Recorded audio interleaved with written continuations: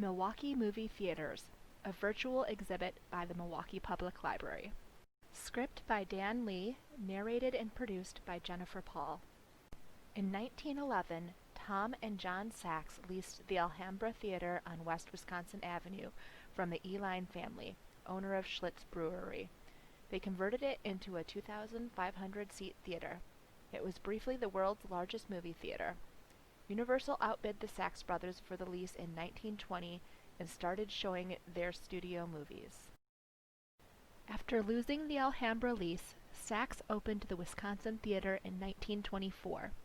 It was Milwaukee's largest movie palace with 3,275 seats. It was the flagship of the Sachs chain, which collected 2/3 of movie ticket dollars in the 1920s.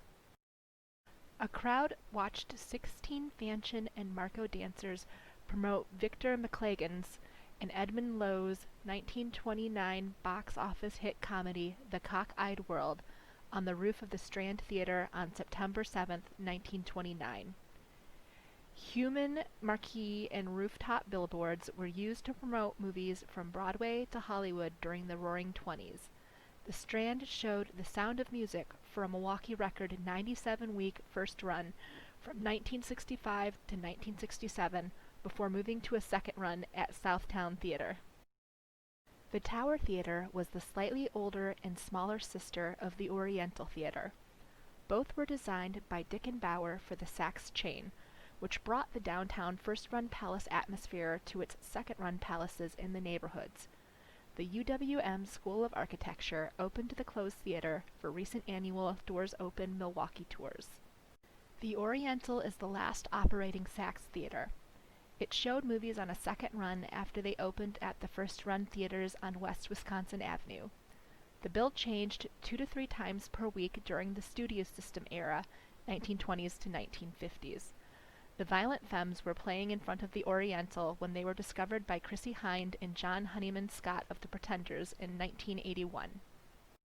The Garfield Theater, next to our Martin Luther King branch, was the last movie palace opened by Tom and John Sachs in November 1927. The brothers sold their 45-theater statewide chain to the Wesco Corporation 1 month later. Fox, flush with money from its new movie tone sound talkies, bought Wesco a month later in 1928. The Butterfly Theater had an eye-catching facade on West Wisconsin Avenue. By the late 1920s, its 1,500 seating capacity was too small to compete with newer, larger palaces on the Ave. It was raised in 1930 for Warner Brothers' new flagship theater.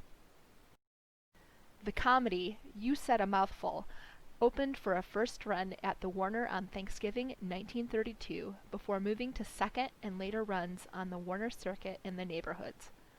Marcus bought the operating lease of the Warner Theater in 1966 and removed the vertical sign to rename it the Center Theater.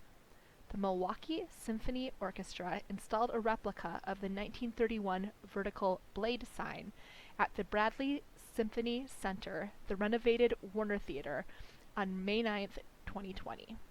To find out more, check out Silver Screens, A Pictorial History of Milwaukee's Movie Theaters by Larry Wyden and Judy Anderson, available at your Milwaukee Public Library. Most images in this video were from the following collections: Historic Photo Collection, Remember When Collection, Oriental Theater Playbills Collection.